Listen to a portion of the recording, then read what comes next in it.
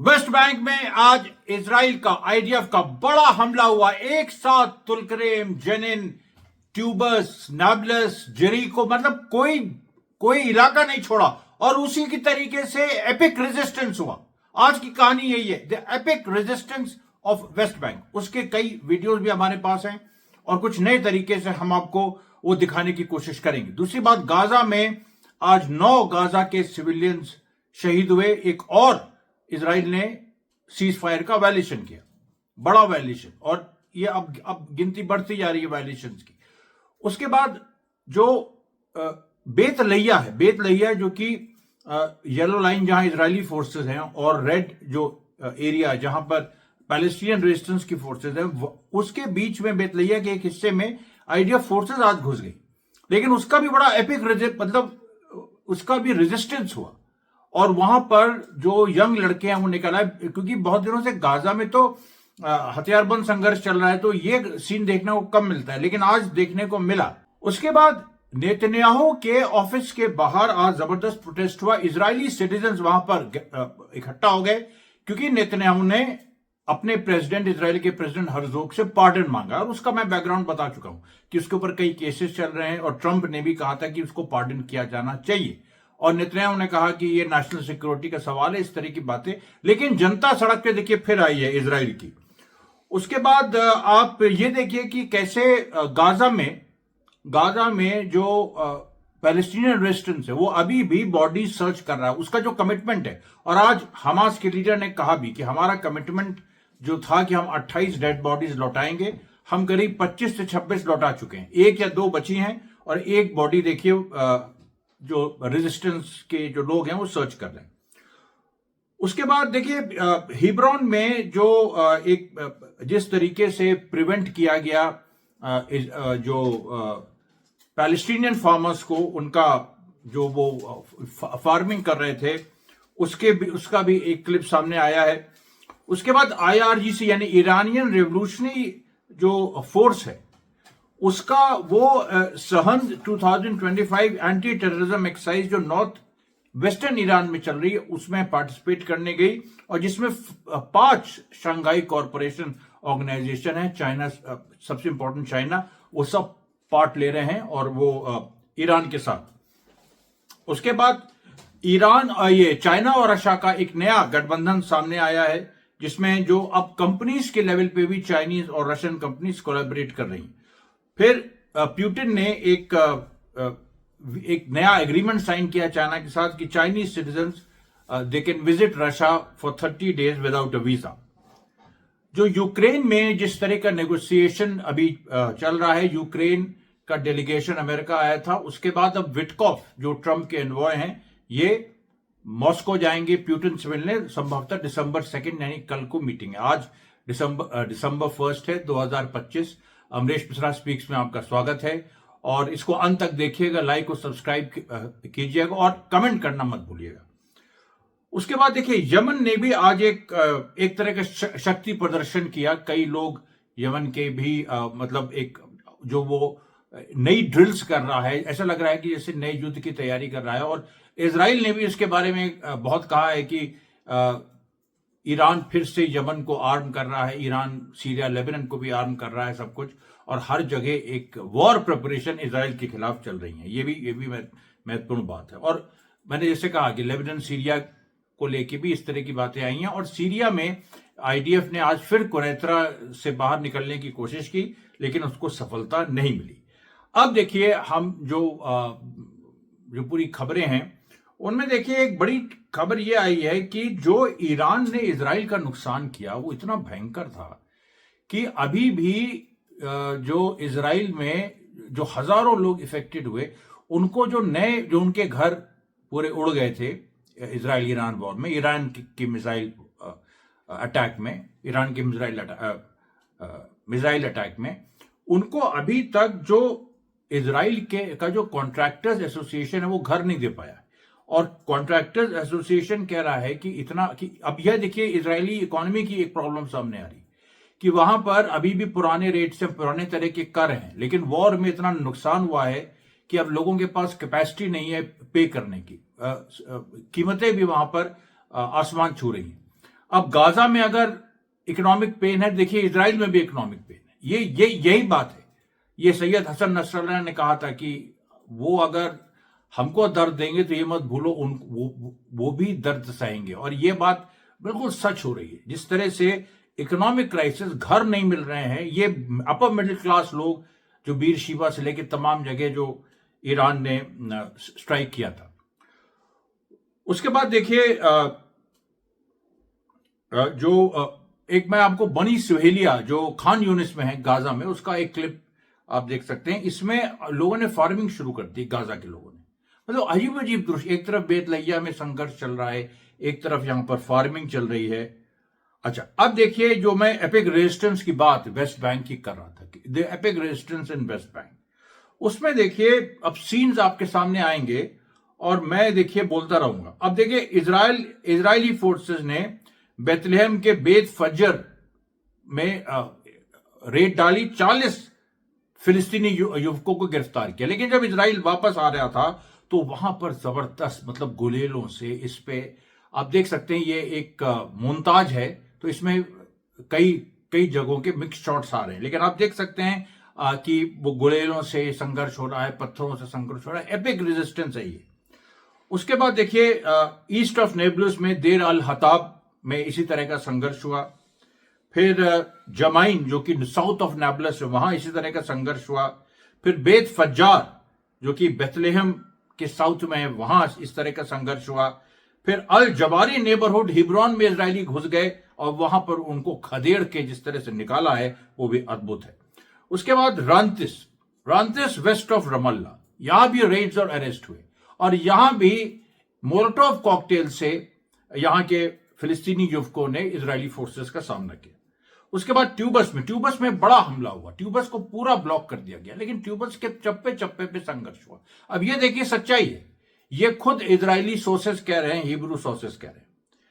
एक खास जो संघर्ष हुआ वो जो ट्यूबस की जो नॉर्थ ट्यूबस है वहां पर हुआ, जहां पर कम से कम 3 घंटा इजरायली जो व्हीकल्स हैं वो घुस नहीं पाई, जो आईडीएफ के व्हीकल्स थे।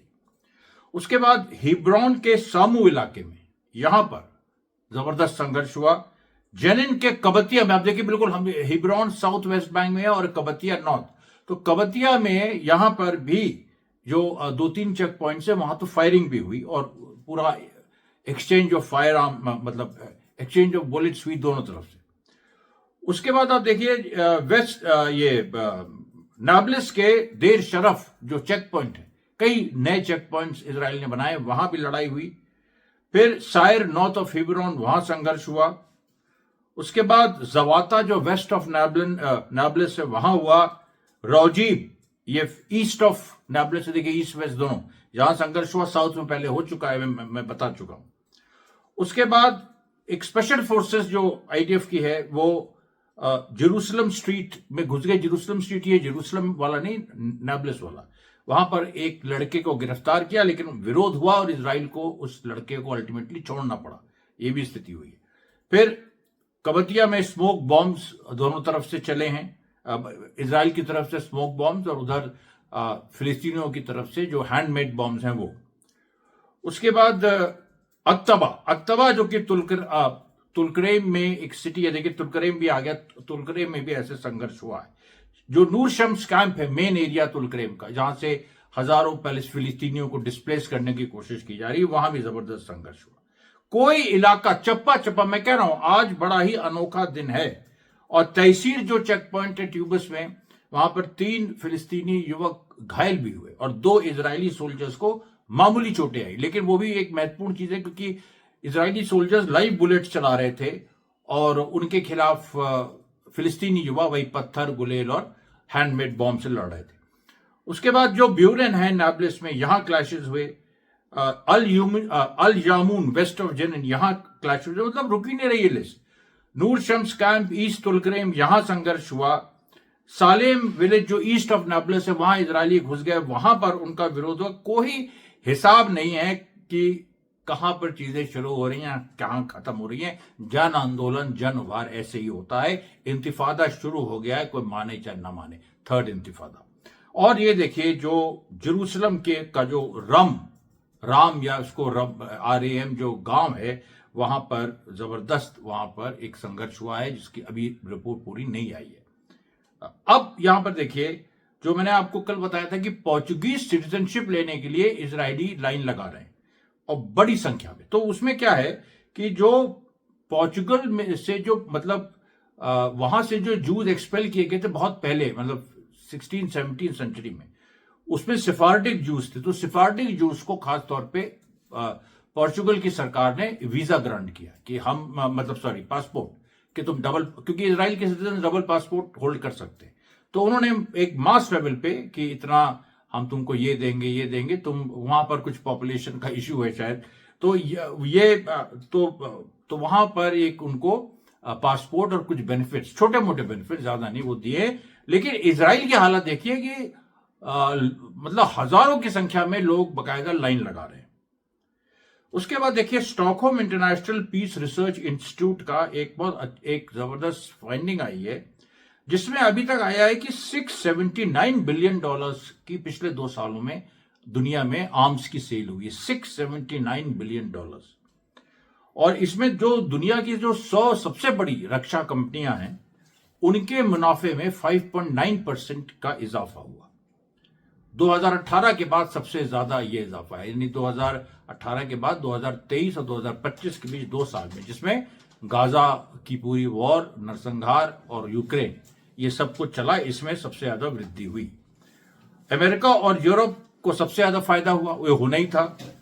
और $334 की केवल अमेरिकी निर्माताओं की, ये जो 679 बिलियन है, इसमें $334 बिलियन का फायदा केवल अमेरिकन कंपनीज को हुआ। यूरोपियन कंपनीज की जो रॉयल्टीज हैं, रेवेन्यूज हैं, रेवेन्यूज, उनमें 13% की वृद्धि हुई और $151 अरब तक उनका जो बिजनेस है वो पहुंच गया। और इसमें सबसे ज्यादा जो यूक्रेन से जो जुड़ी है, जो अनुबंध हैं, वो सबसे ज्यादा यूरोपियन देशों को उससे फायदा हुआ, यूक्रेन को हथियार बेचने में। इधर जो एशिया और एशिया ओशिनिया जो रीजन है, जिसमें आप भारत को भी मिला दीजिए और ऑस्ट्रेलिया वगैरह को भी मिला दीजिए, यहां जापान को भी मिला दीजिए, यहां केवल जापान को फायदा हुआ, बाकी जगहों को फायदा नहीं हुआ।